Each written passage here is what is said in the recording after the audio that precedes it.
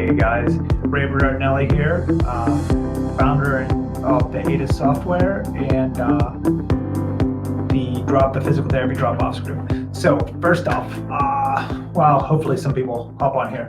I just wanted to, talk about some gratitude I have right now. Jen Wieland, I'm not exactly sure how to pronounce your name, but hey, I'm so glad that I inspired you to hop on Facebook and do some lives. Means the world to me that I can help somebody out and to see you out there. Hey Janelle, what's going on? Keith, Jen, hey Tracy, Jay, how's everybody doing today? So what I wanted to talk about today, in your drop-offs, right? One of the things that I really want to talk about is the processes. So this was it was a process for me. I started out with my drop-offs, really not knowing what was going on. They were just happening, and I'm looking at the numbers going, crap, what is going on? How are we going to get these people in? Then I kind of ran into one of my mentors, and who's actually an admin in this group. We've been working together for well over a year at this point, a year and a couple months. But I ran into him. I had been watching him on Facebook, some of his Facebook Lives, and he was talking about systems and processes and about the patient's experience with everything that they were doing. Hey, Carrie, how's it going? So one of the things that I learned from him was that I need processes. His stuff was great, but I needed processes to implement this. So one of the things that we really did, number one, we implemented a script, right? Script on that first phone call. So whenever you have a potential customer calling, client, customer, patient, whatever you want to call them. So when they initially call, you need a script. Like the front office needs to know what they're saying. It can't just be a data gathering event here. You have to go deeper than that. You have to go further than that. If you're just looking to gain data and then you wonder why they don't show up for the first visit, you're like, shit, why didn't they come? What happened? Why aren't they here? Call them, try to get them to come in. Well, no, you screwed up. You screwed up on the first phone call. You blew it right up front there. Hey, Jocelyn, Kathleen, how's it going? But yeah, you screwed up on that first phone call. You screwed up when you had them on the phone. You had an opportunity, and we blew it. We blew it. So at that first phone call, you need a script. This has to be a scripted phone call. You just don't need a script. You need to practice it. You need to see objections. You need to learn how to overcome those objections. Hey, William, Dante, how's it going? Yeah, you need to overcome those objections. You need to recognize them and overcome them. The frequent one, the money objection. The money objection isn't about money. It's about value. You did not show them value. If you show them value, there is no objection. These people spend $4,000 or $5,000 a year going out to eat or for a car or whatever. It's because they value it. Because they don't value what you're offering. So you got to do better. You have to show them the value in what you're doing and how it's going to help them, how it is going to impact their life, how it's going to disproportionately impact their life, and how they're going to get, how it's going to be worth more than what they give you. So within that script, practice that. Come up with a script, practice objections, turn this into a sales call. If you don't know what to do, message me. I can help you some with this. Then after that, so this is where this relationship building really starts on that first phone call. Then after the first phone call, whenever you go on, hey Rob, what's going on, man? Radell, what's going on? After that first phone call, we send out an email. This is the email that I'm actually offering you guys. If anyone's interested, just comment email and I will be happy to get that over to you. Hey guys, and if you're on the live here, let me know you're on live underneath. If you're on the replay, just put replay down below so that I know you're here.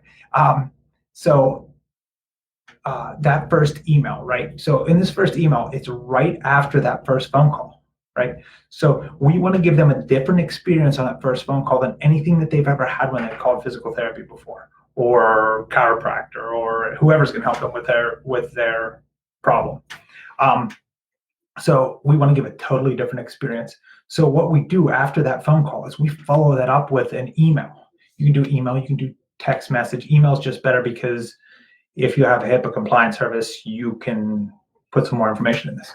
In this email, we communicate a couple of things. Number one, who their therapist is, right? So we introduce them to their therapist, because from this point, the thing that stops them from coming is they don't see the value, or they have fear, doubt, or uncertainty about things that are going to happen. So in that first phone call, we help set those expectations. Then we follow it up with the email, which also reinforces the expectations, sets those expectations. So in the email, we cover a couple of things. Number one, we do a little video in it. So we introduce the therapist, then we do a little video. We tell them everything they need to know to remove that fear, doubt, and uncertainty that they have. So we show them where we're located. Hey, John, how's it going? We show them where we're located, where we're at on there. We show them where the parking is. We show them where the front door is. We show them where the waiting room is. We introduce them to the staff. We show them the space that they're going to be working in. And then, we tell them a little bit of information, about what they need to know to be prepared for their first visit. So these are all knocking down those barriers that they're going to have in their own mind to reach that emotional tipping point to show up for that visit, because there is a pretty significant drop off between that first phone call and that first visit. And if, every time you lose a patient, you lose money, and it's one more person that you cannot help. So in that email, we also follow up, we put our location in there, right? We give them a link so that they can go to Google Map and they can come, to your location. They can just hit it on their phone and it'll give them directions right to you. Just remove that one more barrier. With every barrier you remove, the more likely that patient is to show up for that appointment.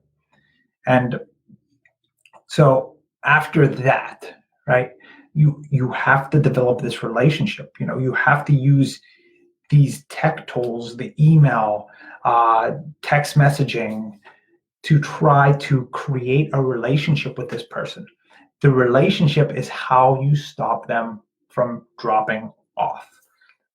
The relationship is the leverage point. The more you build that relationship, the more you can leverage the patient. The patient will then refer friends and family to you if you've built a good relationship with them. If you haven't, they're not going to refer people to you. I mean, that's all there is to it. You need to build a relationship. Use the tech to do that.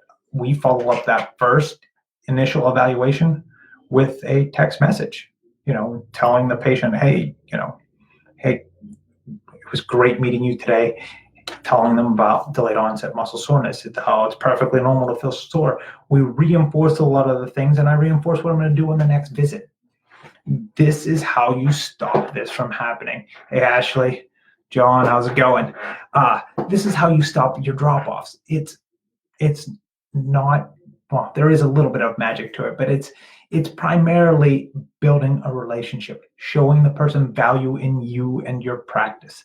That's what stops them from dropping off. Hey, April.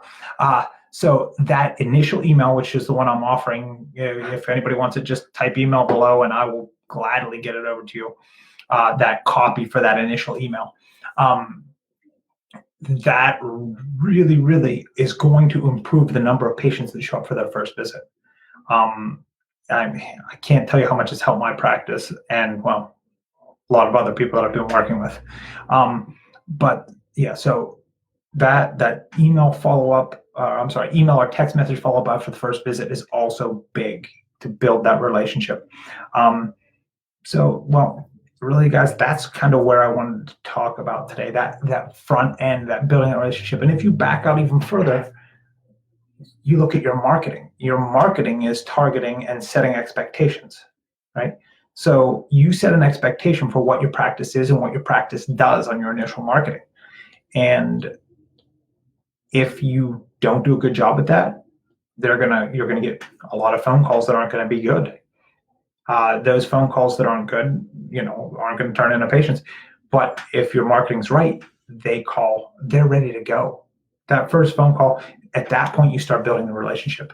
You start generating that relationship with the other person. And the like I said, that relationship is the key to everything. That is how you stop those drop-offs. Their experience with you is everything. If they have an experience even before that first phone call with your marketing, they can already see the value in you even before they make the first phone call. The first phone call can just be to seal the deal. Then after that, once they come to reach a therapist, they already know that they're in the right place. The right information is being passed along from the first phone call automatically to the therapists.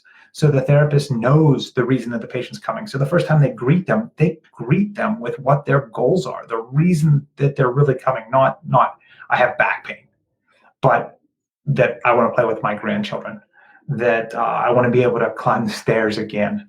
The real reason. Hey, Janelle. Oh, yeah, I'll definitely get that email over to you, Janelle. Hey, how are you doing? It's been a while. So building that relationship is absolutely key. It's everything. You'll see that your drop-offs just start to drop off themselves because you're building relationships. That patient knows that you care, right? That's all anybody wants. People just want to feel important. They want to feel heard. They want to feel understood. And yeah, it has been too long, Janelle. But they want to feel understood. So if you do that on the first phone call, you set your provider up for success. You set your provider up for success because you built a relationship. The relationship is absolutely everything. And you need to use the tech to get you there. The tech is not to replace the relationship. The tech is to support and grow the relationship. Look, we're busy. I'm busy. You're busy. We're all busy. We don't have time to sit there and type out an email to every patient, right? But you can use tech to create that relationship, to say the things that you want to say, but remove the time from your day that it's necessary to say it. Hey, Greg, how's it going?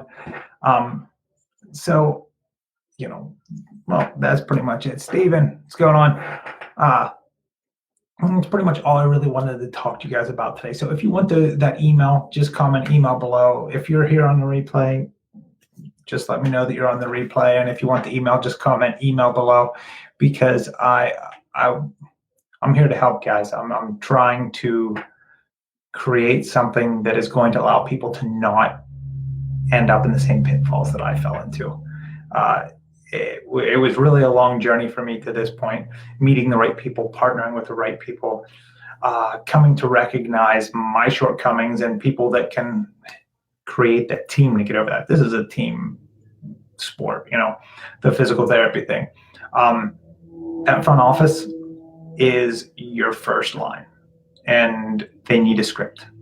They need a script. They have to be on that script. They have to practice it. They have to practice overcoming objections. It's just like anything else, guys, but so, hey guys, well, thank everyone for stopping in. Hey, I'll catch you guys later. Have a great day.